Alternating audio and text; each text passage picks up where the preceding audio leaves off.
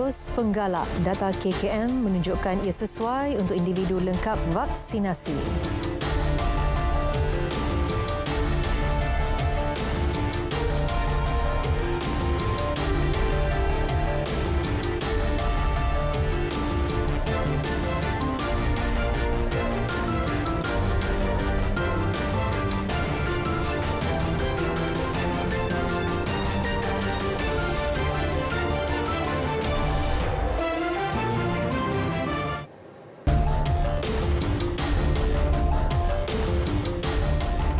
Assalamualaikum dan salam sejahtera saudara. Anda bersama saya, Nurul Aliz Adil Akbar untuk laporan berita tengah malam ini.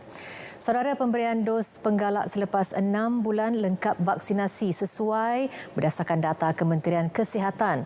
Menterinya Khairi Jamaluddin menyatakan pemberian dos keempat dan selebihnya akan diteliti terlebih dahulu dengan negara-negara lain yang lebih cepat dari segi jadual pemberian vaksin.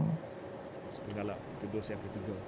Tetapi selebihnya kita tidak ada data dan kita akan teliti data daripada negara-negara yang mungkin kehadapan sedikit dari segi jadual pemberian vaksin supaya kita tahu sekiranya perlu dos setiap tahun. Beliau berkata demikian selepas diminta mengulas berhubung keperluan dos penggalak sebagai vaksinasi tahunan kepada penerima vaksin lengkap tetapi kadar imuniti kurang. Terdahulu, Khairi menyatakan KKM akan memulakan dos penggalak kepada warga emas dan anggota barisan hadapan yang telah menerima dos lengkap sekurang-kurangnya 6 bulan yang lalu. Sementara itu, Kementerian Kesihatan telah menghubungi Kerajaan United Kingdom dan Arab Saudi untuk mempertimbang semula keputusan berhubung syarat yang dikenakan terhadap penerima vaksin Sinovac. Menterinya Khairi Jamaluddin menyatakan diskriminasi terhadap jenis vaksin tidak seharusnya wujud.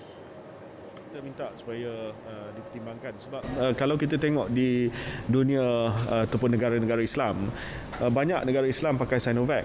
Contohnya Indonesia, Malaysia, Pakistan, hatta di Turki juga semua pakai Sinovac. Jadi saya rasa lebih baik kerajaan Arab Saudi mengambil sikap yang lebih terbuka dalam hal ini. Beliau berkata demikian selepas menjadi tetamu rancangan inklusif di Angkasa Puri. Terdahulu, Kerajaan Arab Saudi menetapkan syarat penerima Sinovac yang ingin menunaikan umrah perlu mendapatkan dos ketiga.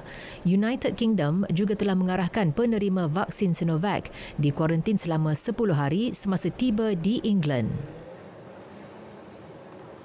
Kementerian Kesihatan Malaysia KKM sedang menaik taraf perkhidmatan pusat penilaian COVID-19 sebagai persediaan beralih ke fasa endemik melalui 4 inisiatif baharu. 4 inisiatif berkenaan adalah penambahbaikan penilaian kes COVID-19, menggalakkan pelibatan pengamal perubatan swasta dalam menyediakan alternatif perkhidmatan CAC-GP dan CAC swasta, perluasan CAC Maya dan perkhidmatan automated voice recording robocall. Ketua Pengarah Kesihatan Tan Sri Dr. Noor Hisham Abdullah menerusi kenyataan memaklumkan proses tersebut akan melibatkan beberapa fungsi baharu yang akan dilaksanakan secara berperingkat. Ia bagi memperluaskan kebolehcapaian CAC kepada lebih ramai pesakit COVID-19 dan mereka yang disyaki dijangkiti oleh COVID-19. Dalam pada itu, Tan Sri Dr. Noor Hisham turut memaklumkan 17 kluster baharu dilaporkan hari ini melibatkan negeri Johor, Pahang, Pulau Pinang, Negeri Sembilan, Selangor, Melaka dan Perak. Daripada jumlah itu, 9 kluster melibatkan tempat kerja, 4 kluster komuniti, 3 kluster kumpulan berisiko tinggi selain 1 kluster institut pendidikan swasta yang berdaftar di bawah KPM.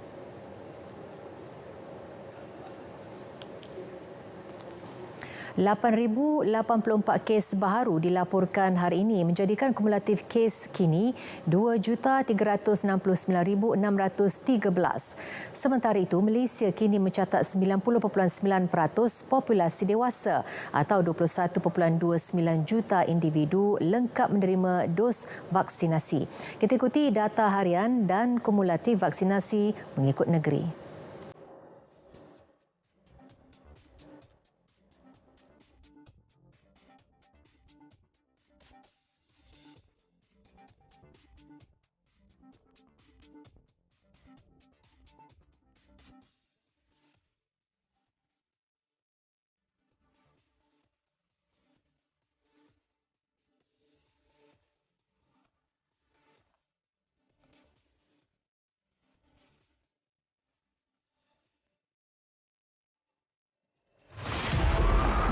bantuan MHBSS ini berikan bantuan secara talian atau bersemuka dapat meluahkan perasaan. Sebelum tu kita boleh sembang, Acik makan okey ke hari ni? Macam mana okey semua kan? Bila hari tu dia tak boleh nak cakap, dia pegang kita, dia kata Pakcik, Pakcik tak larat lah.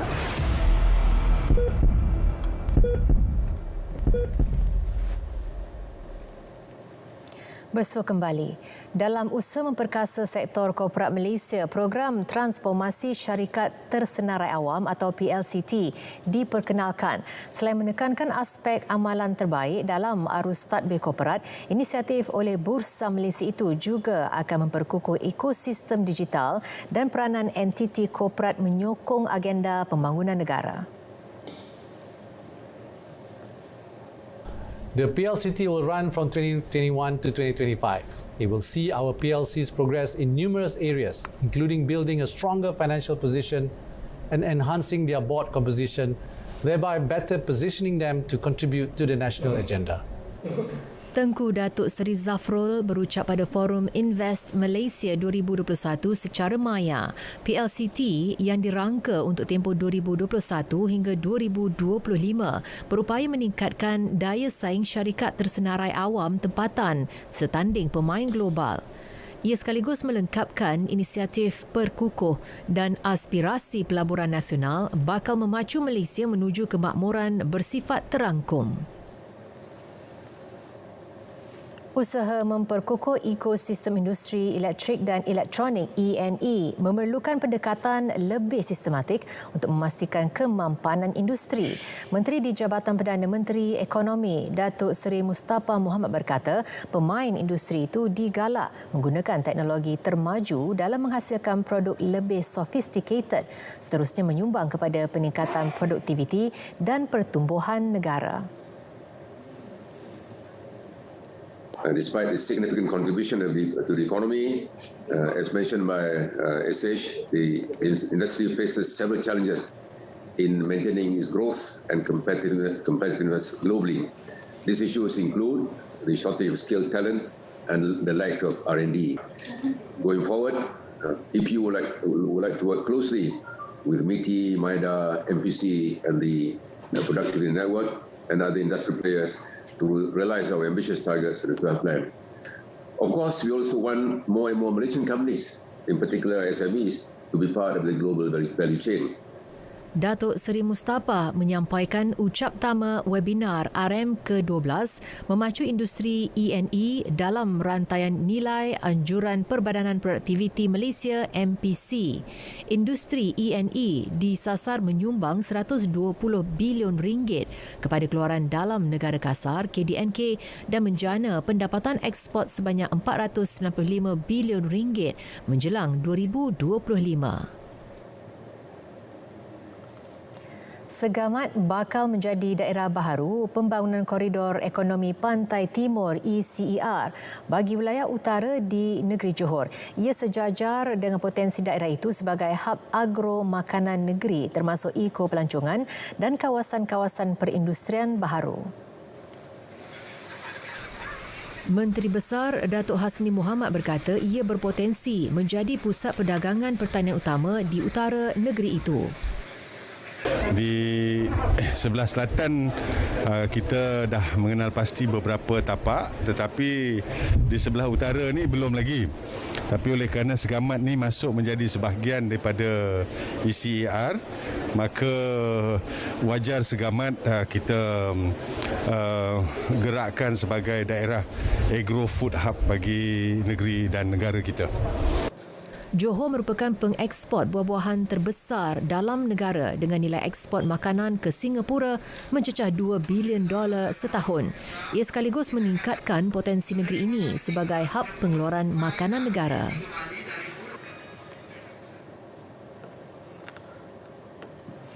Pusat Satu Hentian atau One Stop Center bakal diwujudkan di setiap daerah di Terengganu melibatkan pelbagai agensi dan jabatan bagi membantu golongan belia pasca COVID-19. Jelas Jawatankuasa Pembangunan Belia Sukan dan NGO Negeri, Wan Sukairi Wan Abdullah, ia akan lebih bersifat tertumpu dan setempat bagi memastikan maklumat diperoleh segera. Idea yang telah pun kita laksanakan di peringkat UBSNT itu dengan usul yang hari ini ada, saya rasa boleh digabungkan untuk pelaksanaan di peringkat daerah. Sekarang ni kita hanya ada satu peringkat negeri. Jadi lepas pada ini kita bagi pada setiap daerah pula. Beliau ditemui selepas mempengerusikan Majlis Perundingan Belia Negara Peringkat Negeri Terengganu. Pusat tersebut berada di bawah kendalian Majlis Belia Negeri bertindak sebagai perantara termasuk mengemukakan usul, pandangan dan cadangan bagi kemudahan golongan berkenaan. Dalam usaha mengurangkan jumlah banduan akibat kapasiti berlebihan, Jabatan Penjara Malaysia akan membekalkan seramai 379 orang lagi sebagai pekerja di kilang membuat penghawa dingin Panasonic.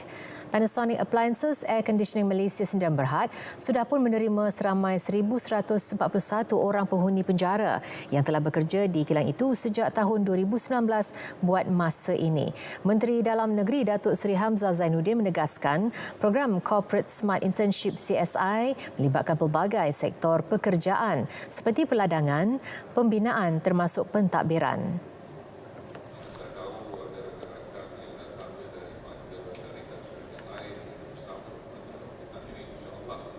We really have to take into consideration in the various categories in order for us to make sure that they are really qualified to be sent all here.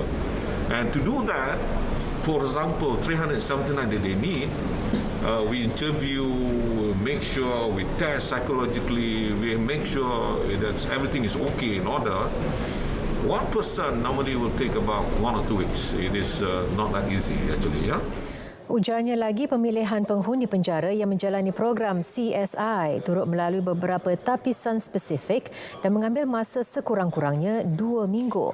Program CSI Anjuran Jabatan Penjara Malaysia itu kini sedang bekerjasama dengan 181 syarikat aktif terlibat menerima penghuni penjara sebagai pekerja. Beliau berkata demikian selepas menandatangani Memorandum Persefahaman MOU antara Jabatan Penjara Malaysia dengan Papamai.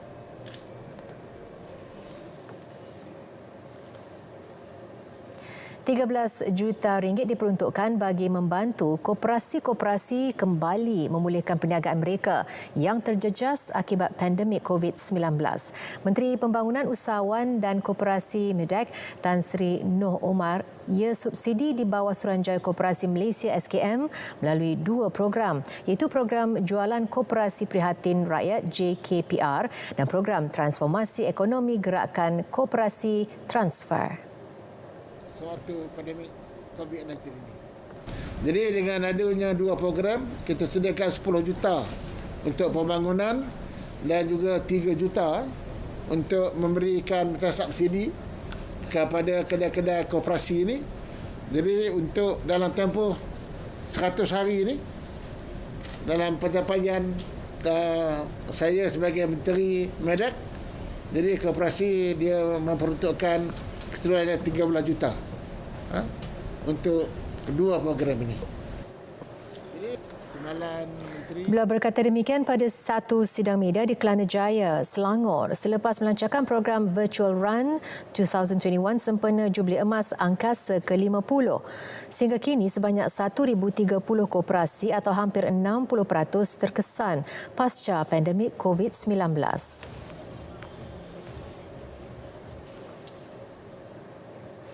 Dalam pada itu, Presiden Angkasa Datuk Dr. Abdul Fattah Abdullah menyambut baik peruntukan yang diumumkan.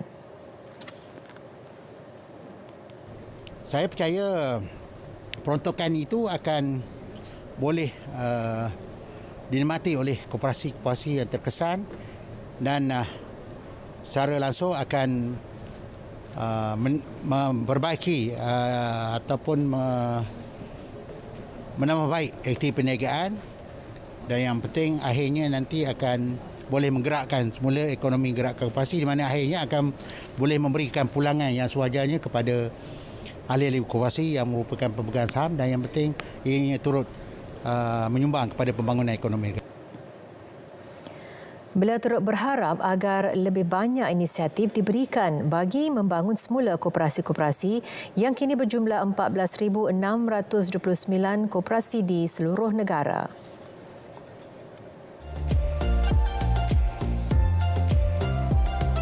Susulan kebenaran merentas negeri bagi mereka yang sudah pun lengkap vaksinasi, jangan lupa untuk anda patuh SOP sama ada yang sudah pun merancang untuk pulang ke kampung halaman untuk berjumpa dengan ahli keluarga yang sudah lama terpisah ataupun mereka yang ingin pergi melancong, pastikan anda patuh SOP dan sebelum memulakan perjalanan, pastikan juga anda melakukan ujian kendiri untuk kepentingan diri kita sendiri dan ahli keluarga kita.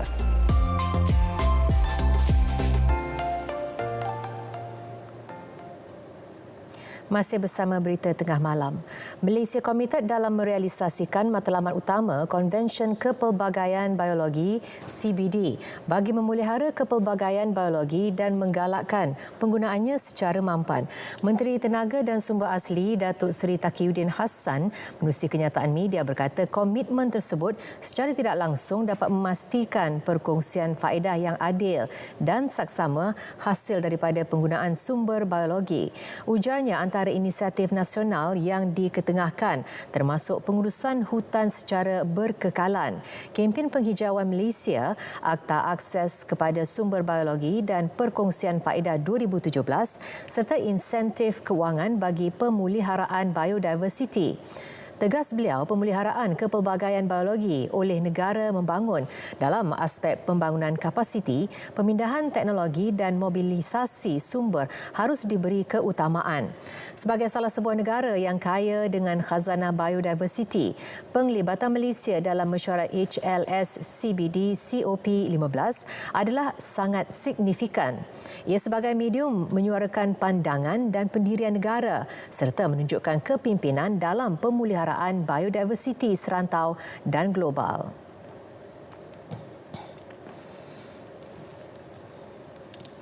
Saudara, fenomena laut terbelah akibat air surut lalu membentuk beting pasir sejauh 1 km menjadi tarikan terbaru di Pantai Mekmas, Kota Baru, Kelantan. Fenomena dipercayai berlaku setiap kali bulan penuh dan air surut. Pengunjung teruja berjalan di atas beting pasir hingga ke tengah laut. Situasi jarang berlaku ini sangat menarik perhatian kerana dapat merasai pengalaman seolah-olah berjalan kaki di atas permukaan laut. Selamat sebab semua orang patuh SOP. Lepas tu kalau nak pergi jalan sampai tengah tu pun tak ada masalah sebab tak ada laut kata dalam sangat tempat ni. Boleh pergi jalan sampai tengah. Lagipun orang pergi jalan sampai tengah tu pun semua jaga SOP, jarak, penjaga jarak, pakai mask apa semua. Tak rajin lagi tu ni baru dengarnya. Tu yang mari sekeluarga kebetulan anak duk Kuala Lumpur pun ada balik dekat. Ajak mari dia pun nak tengok juga.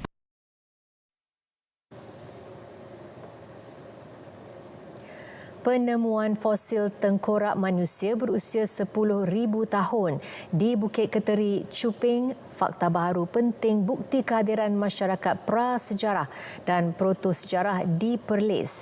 Selain fosil berkenaan, turut ditemui lukisan gua zaman protosejarah yang mempunyai pengaruh Hindu-Buddha di Gua Samadong, Berseri. Bagi Pesuruhjaya Warisan Muhammad Azmi Muhammad Yusof, proses dokumentasi dan inventori di lokasi perlu dilakukan dengan segera. Selain itu, kerja-kerja pemulihara fosil tengkorak manusia yang ditemui akan dilaksana bagi mengelakkan berlaku kerosakan terhadap bukti.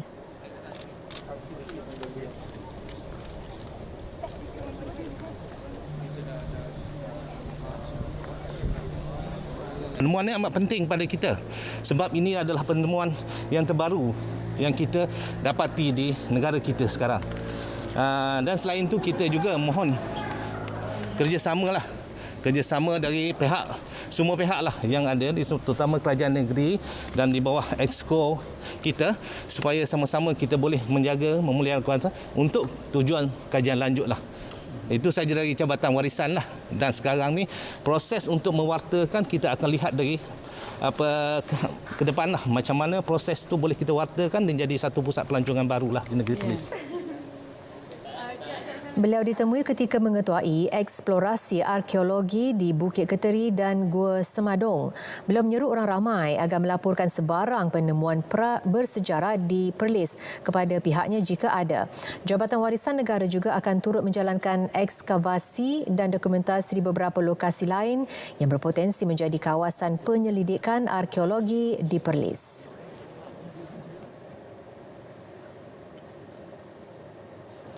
Kementerian Pendidikan sedang menunggu laporan penuh berkaitan insiden sebahagian bangunan sekolah jenis kebangsaan Tamil SJKT Teluk Panglima Garang runtuh Selasa lalu.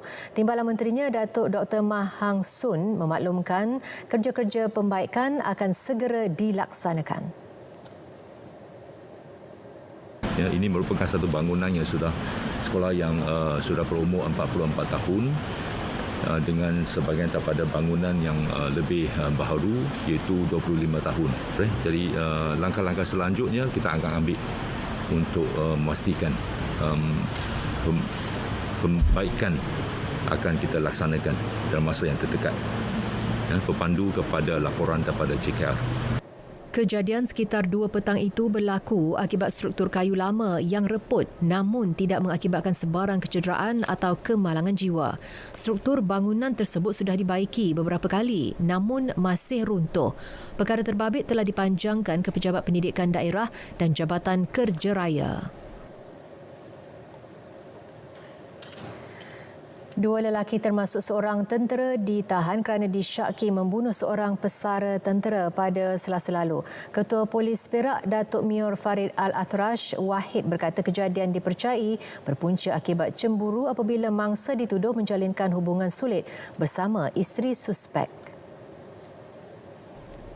Hasil soal siasat membawa kepada penemuan mayat mangsa dengan 9 kesan tikaman kira-kira 60 meter dari tepi jalan utama di Bukit Sumpitan. Mayat kemudian dibawa ke hospital untuk bedah siasat. Kes disiasat di bawah Seksyen 363 dan Seksyen 302 Kanun Keseksaan dan suspek direman di bawah Seksyen 117 Kanun Prosedur Jenayah sehingga 20 Oktober.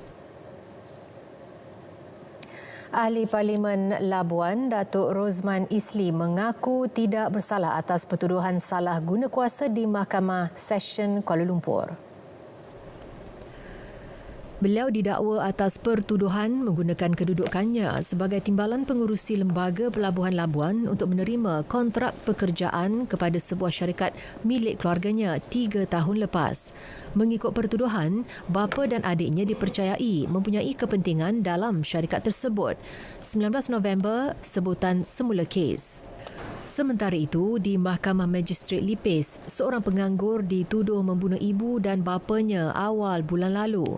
Bagaimanapun, tiada pengakuan direkodkan daripada tertuduh Ahmad Hafizuddin Muhammad. Lelaki itu didakwa menetak ibu bapanya di kediaman mereka di Kampung Kemahang, Benta, Lipis. Hakim mengarahkan tertuduh dihantar ke Hospital Permai, Johor untuk pemeriksaan mental. Kes disebut semula 11 November. Di Mahkamah Magistrate Ipoh, 3 individu didakwa mengedar dadah jenis cannabis dan pil yaba minggu lalu. Bagaimanapun, tiada pengakuan direkodkan terhadap L. Narayanan, Puteri Adelia dan M. Hema Malani. Mereka didapati melakukan perbuatan tersebut di sebuah rumah di Bandar Lahad Mines 4 Oktober lalu. 14 Disember ditetapkan sebutan semula kes.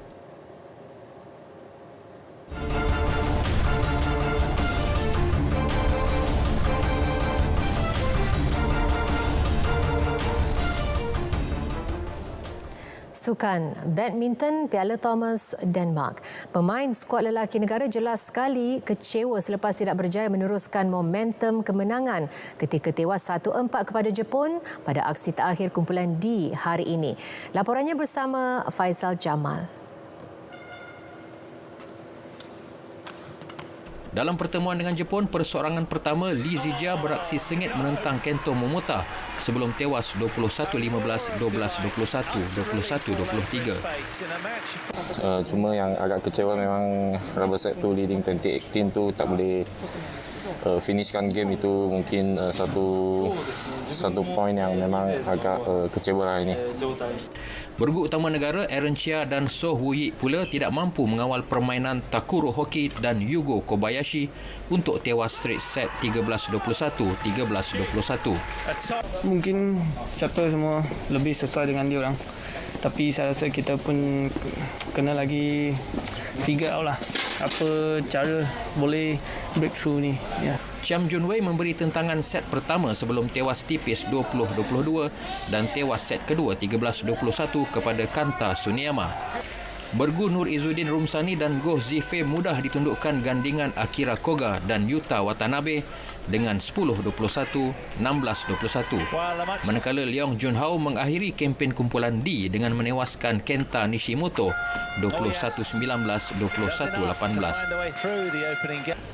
Main tadi agak confident kepada permainan diri sendiri. Jadi saya boleh dapat poin dari permainan saya. Jadi saya agak confident. Kalah, tetapi perjuangan skuad Pelotomas masih belum tamat kerana kita tetap akan beraksi dalam perlawanan suku akhir. Tetapi perlawanan bertemu Jepun harus dijadikan pembakar semangat. Kerana suku akhir, saingannya tentu akan lebih hebat dan juga lebih sengit. Faisal Jamal dari Aarhus, Denmark. Berita RTM. Dalam pada itu, Malaysia bakal bertemu Indonesia dalam perlawanan suku akhir Piala Thomas esok. Dalam sesi undian ringkas yang dijalankan, tuan rumah Denmark menentang India manakala juara edisi lalu China dijangka mudah ke separuh akhir apabila diundi bertemu Thailand. Jepun pula akan berhadapan dengan Korea Selatan. Pengarah kejurulatihan BAM Wong Chung Han berkata semua pasukan mempunyai kekuatan seimbang dan Malaysia akan melakukan percaturan terbaik untuk menentang Indonesia nanti. Sebab mana-mana satu tim pun sama kuat. Jadi harus kita ada strategi untuk dan keupayaan untuk mencabar. Ya, itu yang lebih penting lah bagi saya. Sudah tentu Zhijia akan turun, ya, dan saya juga percaya Aaron Woo-yik tiada masalah akan turun. Tapi yang lainnya kita kena buat kesimpulan dululah. Sebelum itu, Malaysia yang kali terakhir memenangi Piala Thomas pada 1992 layak ke suku akhir selepas muncul naib juara kumpulan D. Jika berjaya melepasi Indonesia, mereka bakal berdepan Denmark di separuh akhir andai juara 2016 itu menewaskan India dalam satu lagi suku akhir. Kejohanan Piala Thomas dan Uber 2020 kembali menggegar arena badminton dengan barisan pemain terulung dunia.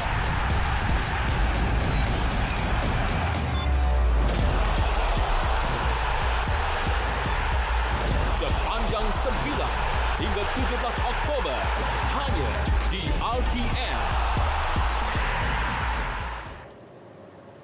Saudara, berita tengah malam berakhir di sini. Bagi anda yang ingin merentas negeri, pastikan anda lakukan ujian kendiri COVID-19 sebelum memulakan perjalanan. Jaga keselamatan diri dan ahli keluarga. Yang sahih di Berita RTM. Saya Nur Alis mengucapkan Assalamualaikum dan selamat malam Malaysia.